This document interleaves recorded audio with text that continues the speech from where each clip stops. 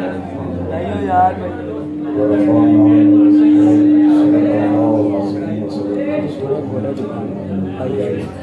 إن الله وملائكته يصلون على النبي يا أيها الذين آمنوا صلوا عليه وسلموا تسليما الصلاة والسلام عليك يا سيدي يا رسول الله وعلى آلك وأصحابك يا حبيب الله الصلاة والسلام عليك يا سيدي يا رسول الله وعلى آلك وأصحابك يا حبيب الله الصلاة والسلام عليك يا سيدي يا رسول الله وعلى آلك وأصحابك يا خاتم النبيين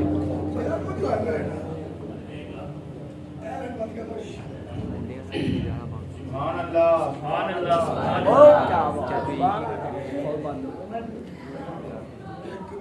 چلا دو بلائے چلا دو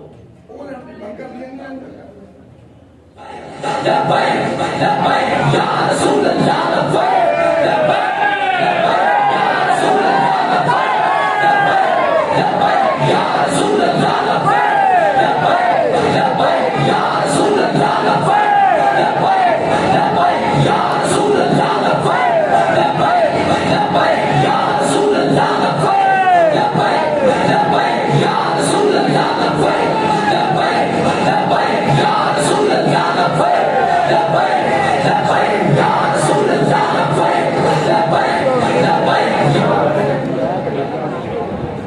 لبیک تو جو ساتھ بات سنیں بس بیٹھے جہاں جا کے آ جائیں پیچھے تک آواز آ رہی ہے جو آ رہی ہے تو سب تو پہلے بنیادی گل تو یہ ہے کہ نہ میں مفتی ہوں نہ میں علامہ ہوں اس لیے آپ نے میری گفتگو جو ہے نا بڑے توجہ کے ساتھ سنی ہے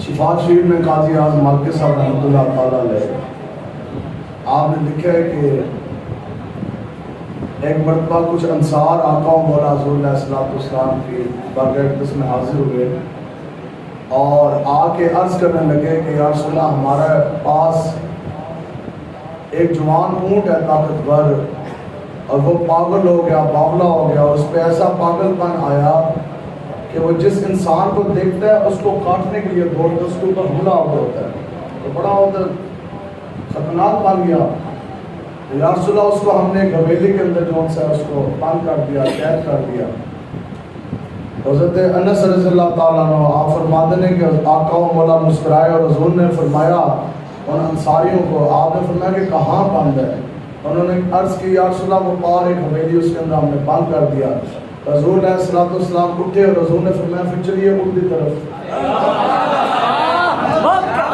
اور حضرت انس فرماتے ہیں کہ آگے آگے آقا و مولا مالک و مختار پیچھے پیچھے میں اور ہمارے پیچھے انصار کہتے ہیں چلتے چلتے نا ادھر جا کے آقا و مولا یہ ٹھہرے حضور نے فرمایا کہ دروازہ کھولے عرض کی یا رسول اللہ اندر اونٹ ہے وہ تو حملہ آور ہوتا ہے حضرت انس رضی اللہ تعالیٰ عنہ فرماتے ہیں پھر میں نے وہ دروازہ کھولا اور کیا دیکھا آقا و مولا مالک و مختار صلی اللہ تعالیٰ علیہ وسلم حضور اس احاطے میں داخل ہوئے کہتے ہیں جیسی آقا و مولا داخل ہوئے وہ اونٹ دور ایک کونے میں وہاں وہ کھڑا تھا جیسے اس نے دیکھا کہ کچھ لوگ احاطے میں داخل ہو گئے کہتے ہیں کہ وہ جوان پاگل چھلا اونٹ پوری قوت کے ساتھ پوری رفتار کے ساتھ ہماری طرف جو دھوپ آیا حملے کرنے کے لیے لیکن جیسے اس اونٹ کی نگاہ آقا و مولا نے چمکتے وہ تو ہاتھ چہرے پر پڑی اس اونٹ نے اپنے دونوں گھٹنے زمین پر ٹیک دیے اپنے لمبے لمبے ہاتھ آقا و مولا کے پائے دس پہ رکھ کر حضور کے پائے اقدس کا وہ بوسہ لینے لگے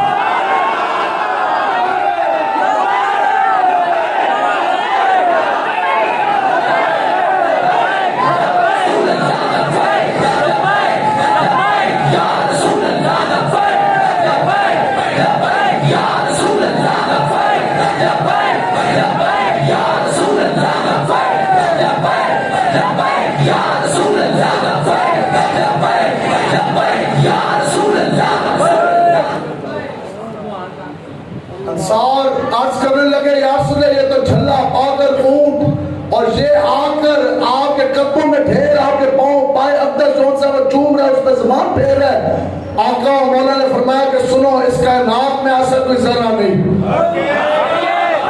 اس کائنات میں ایسی کوئی شے نہیں اور جس کو یہ نہیں پتا کہ میں محمد ربی اللہ کا آخر رسول ہوں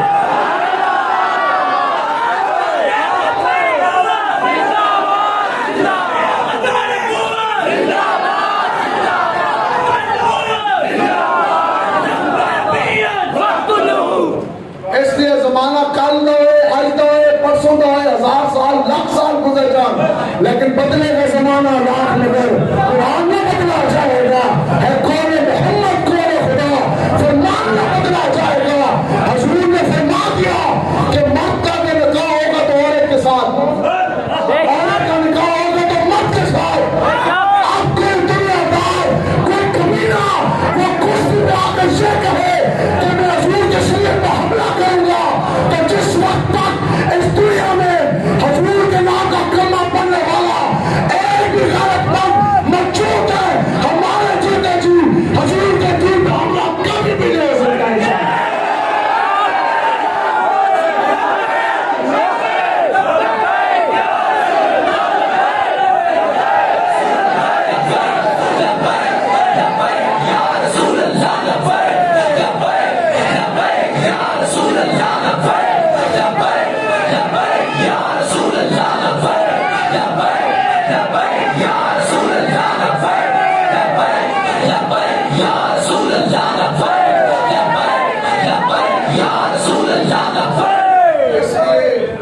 इज्जत उसकी होगी जो हुजूर की इज्जत के लिए निकले। हलाकू खान बहुत बड़ा बदमाश अद्धी दुनिया का हाकम ततारिया का हेड और जब मर गया ना हलाकू खान सुने ना सबने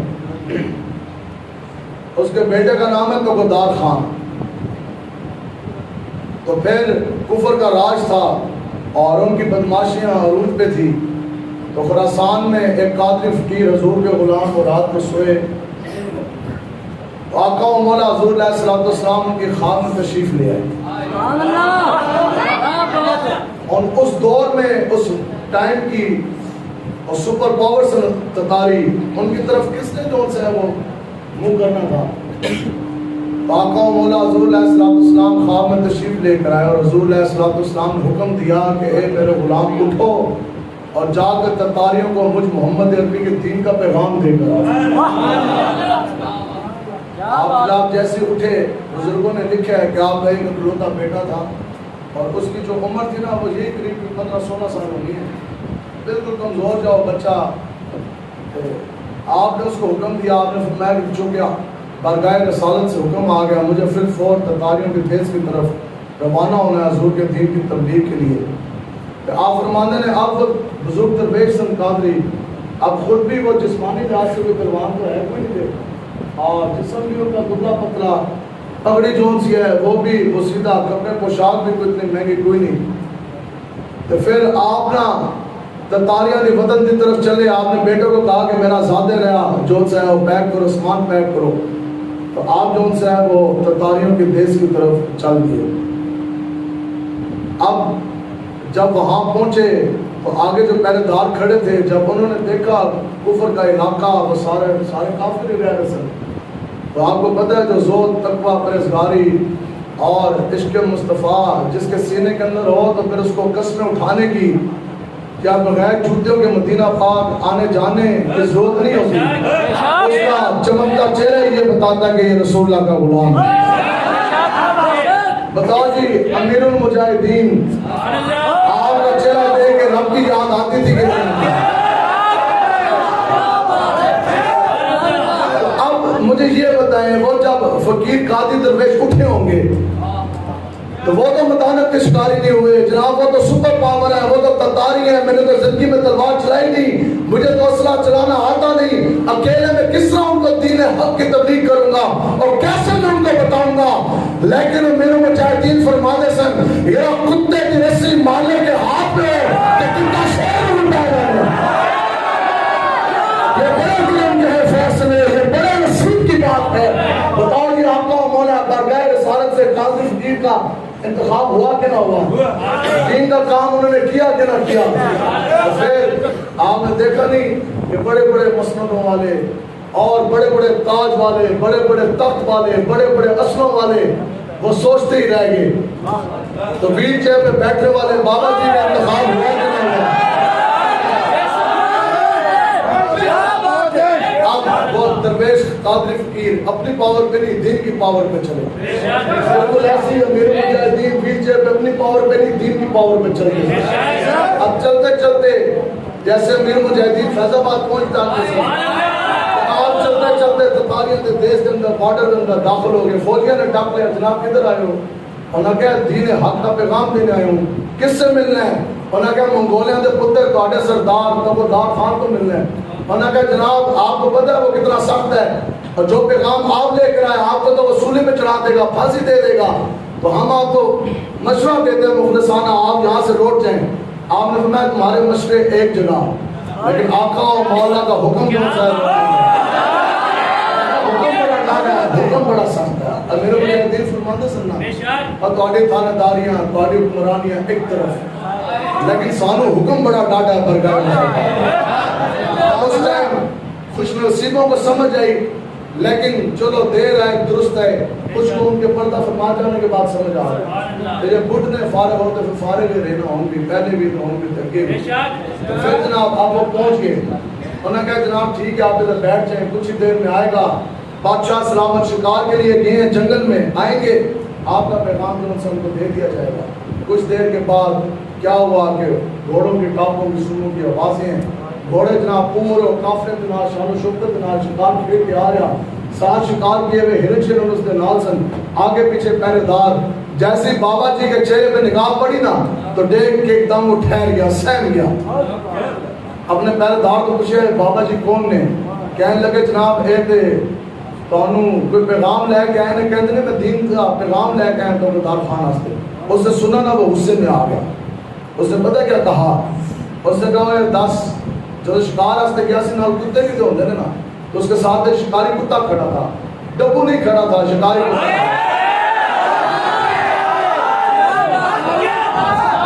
شکاری کتا کھڑا. اور نے کہا اے صوفی مجھے پہلے یہ بتا, بات تیری میں پہلے بات تو سنوں گا, پہلے یہ بتلا کہ یہ جو کتا ہے جو اس کی پشت کے اوپر بال ہے یہ زیادہ افضل ہے, یہ زیادہ اچھے ہیں, یہ تیری داڑھی کے بال زیادہ افضل ہیں؟ آپ نے پتہ کیا جملہ آگے سے فرمایا, یہ بات سمجھنے والی ہے, سمجھیں گے جی یاد رکھیں گے. آپ نے پتہ آگے سے کیا فرمایا, سب سن رہے تھے, سارے متوجہ ہوئے, آپ مسکرائے. آپ نے فرمایا گل یہ ہے کہ یہ ہے شکاری کتا, اس کا مالک ہے تو, ایک نیا کتا میرے مالک کا مختار ہے سردار. آپ نے فرمایا کہ اگر تو یہ شکاری کتا تجھے راضی کر گیا, اپنی زندگی میں تیرے ساتھ وفات کر گیا, اگر یہ تجھے راضی کر گیا اور میں اپنے مالک و مختار کو راضی نہ کر سکا, تو پھر یہ کتے کے دم کے پوچھل کا ایک بات بھی مجھ سے افضل اور اعلیٰ ہے. آگے آپ نے فرمایا لیکن اگر میں اپنے مالک و مختار کو راضی کر گیا تو پھر اس پوری دنیا کے تاج اور تخت بھیج جائے, پوری دنیا ایک طرف, میری داڑھی کا ایک بال ہر چیز سے افضل اور اعلیٰ ہے.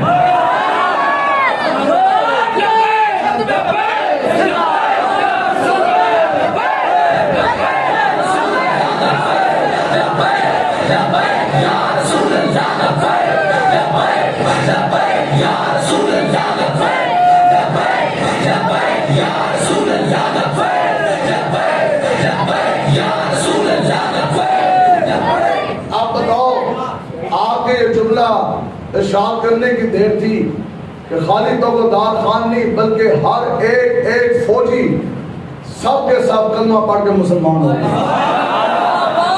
کیسی تبلیغ ہے آپ نے دیکھی نہیں ہے, سیدھے کل ریمنڈ تو ہو گیا, کانفرنس کر کے بہت بڑی پرسوں یا کل چلو. ایک تبلیغ وہ ہے کہ 75 سال ہو گئے مسلمانوں کے اتنے پھوکا مار مار کے انہوں کے سمجھا کے مسلمان کی نماز نہیں سیدھی ہو گئی. تو ایک تبلیغ یہ ہے کہ ایک جملہ فرمایا, سارے تتارے نے حضور کے نام کا کلمہ پڑھا. امیر المجاہدین یہاں میں سمجھاتے تھے کہ جناب آخر یہ کس طرح ممکن. امیر المجاہدین ایک جملہ یہاں میں تربیت کے لیے فرماتے تھے, آپ فرماتے سن کہ یاد رکھو اور تبلیغ بھی اس کی کارآمد ہوتی ہے, تبلیغ بھی اس کا اثر دکھاتی ہے, اور جس دن پشتوں کے سننے کا ہاتھ ہے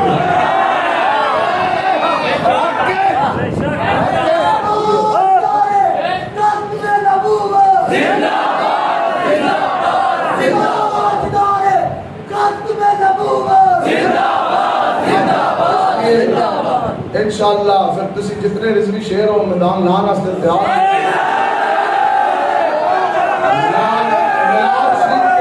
जलूस में भी रोड पे निकलने के लिए तैयार हैं। और शरीफ मिलाद शरीफ की रैली आस्ते रोड पे निकलना ये मोहब्बत की दलील है। और हुर्मत मुस्तफा के लिए मैदान में निकल के चलती गोली के सामने सीना तान के लब्बैक का नारा लगाना ये इश्क और मस्ती और वफा की दलील है। इंशाअल्लाह रब्बुल नबश जो है मिलाद शरीफ उसकी भी रैली में जाएंगे इंशाअल्लाह। तो जब वक्त आया तो इंशाअल्लाह हुर्मत मुस्तफा से भी मैदान में निकलेंगे इंशाअल्लाह। अगली बात उसने मुझे कुछ बंदा कह रहा अक्सर लोग ये भी बकबकारी करते हैं ना और कहते हैं जी आप लब्बैक वालों की तरबियत ली है, लब्बैक वालों की तरबियत अब दुनियावी लिहाज से हम समझाते हैं आपको।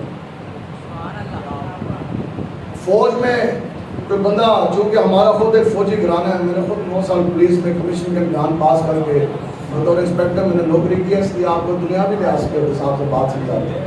पुलिस में बंदा अगर कमीशन का इम्तिहान पास करे ना या पुलिस में या फौज में लेफ्टिनेंट या पुलिस में अफसर आप बढ़ते हो, अब उसकी 2 साल की ट्रेनिंग है, कितने अरसे की 2 साल समझ आ रही है।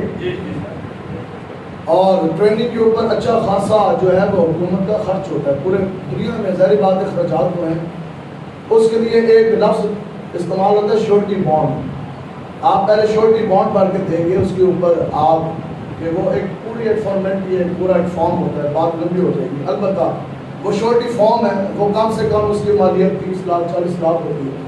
अगर आप ट्रेनिंग कर जाने के बाद 10 साल अगर आप सर्विस नहीं देते हुकूमत पाकिस्तान को या कोई भी हुकूमत है, वो कहते हैं असी तो इतना खर्चा किया, आप ना ट्रेनिंग करके आप फट जो चाहे सब सीख के भाग के, तो कम से कम 10-15 साल का बॉन्ड होता है, मुख्तलिफ उसकी शराइत है। अगर नहीं तो फिर 50 लाख रुपया हुकूमत पाकिस्तान के खजाने जमा करवाओ। अब जब बात समझाने के लिए ये मैंने बात की, लब्बैक वालों की तरबियत कैसे है वो सुने। एक बंदा एक इंसान वो अगर हुजूर के नाम पर चलती गोली के सामने सीना तान के खड़ा हो जाए, इससे बड़ी तरबियत क्या होगी।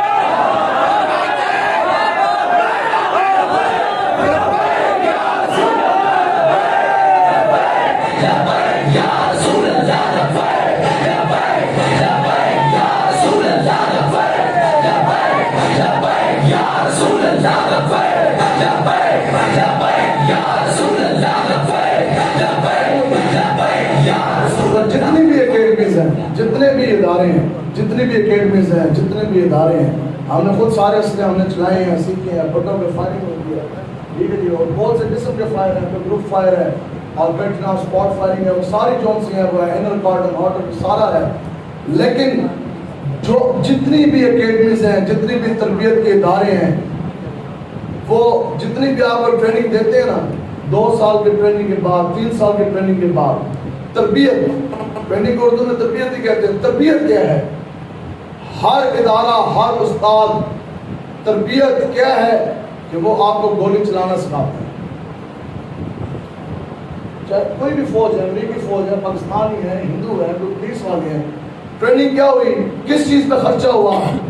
तरबियत ये हुई कि खड़े होके गोली चलाने की तरबियत की गई कि दुश्मन के ऊपर, दुश्मन के सीने के ऊपर किस तरह निशाना लगा कर गोली चलाई जाएगी। लेकिन लब्बैक वालों की ये तरबियत, हर इदारे में ये तरबियत थी कि गोली किस तरह दुश्मन के सीने पर चलाई जाएगी। लेकिन दुनिया का बुज़दिल से बुज़दिल बंदा अमीर मुजाहिदीन के सामने बिठाओ, एक बयान सुन जाने के बाद अगले लम्हे उसकी ऐसी तरबियत होगी कि हुजूर की इज्जत की खातिर सीने तान में सीने पे गोली खाने के लिए तैयार होगा।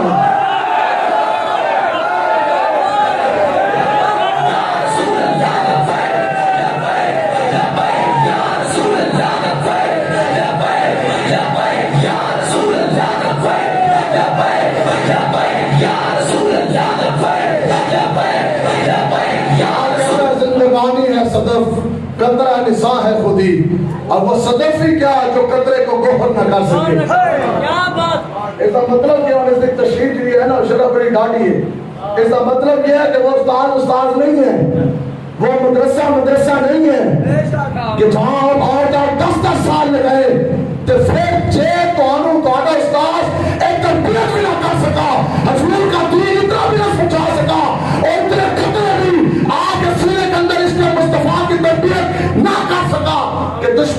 آنکھ میں آنکھ کس طرح ڈالنی ہے، حضور کے دین کے لیے سیدھا کام کے کس طرح کھڑا ہونا ہے، وقت کا کوئی فتنہ آ جائے تو اس کو اکھاڑ کے کس طرح پھینکنا ہے۔ اقبال کہتا ہے وہ صدف ہی کیا جو قطرے کو بہت کر نہ سکے۔ آگے خودی جڑی ہے نا، خودی بڑی چیز ہے، جہاں غیرت بڑی چیز ہے، جہاں دو میں۔ اس دن ایک بچہ سی وہ اگلا جو شعر پڑھ گیا، یہ بڑا اوکھا شعر ہے۔ یہ ہوا کیا، پہلے شعر سناتے ہیں، پھر آپ کو اگلی بات سناتے ہیں، پھر آپ کو بتاتے ہیں کہ رضوی فیض اور رضوی تربیت ہے کیا۔ کہتا ہے کہ ہو کر خود نگر خود گر خود گیری خودی، تو ممکن ہے کہ موت بھی تجھے مار نہ سکے۔ اور اس نے جا کر تجھے خود پڑھنی ہے، شرح اس نے کیا ہے۔ اقبال کہتا ہے کہ اگر تمہارے اندر خودی، اگر تم اس قابل ہو، تمہاری خودی یہ ہے کہ وہ خود نگر بھی ہو، خود گر بھی ہو، خود گیری بھی ہو، کہ وہ خود جون سا ہے تمام معاملات، دنیا کے تمام جون سے ہیں وہ معاملات کو دے کے بھاپے، لیکن کفر کہنے سے نہیں، اسلام کی پاور سے۔ پھر اگر خودی تمہاری اس قابل ہے کہ تم اپنی خودی کو خود عشق مصطفیٰ کے سانچے میں ڈھال سکو، اس کے بعد اقبال کہتے ہیں عشق مصطفیٰ کے رنگ میں ڈھل جانے کے بعد اگر وہ خود تمہاری خودی اس قابل ہے کہ تم اپنی خودی کی حفاظت کر سکو، فتنہ سے اپنے آپ کو بچا سکو، تو پھر مقام رب تمہیں وہ دے گا۔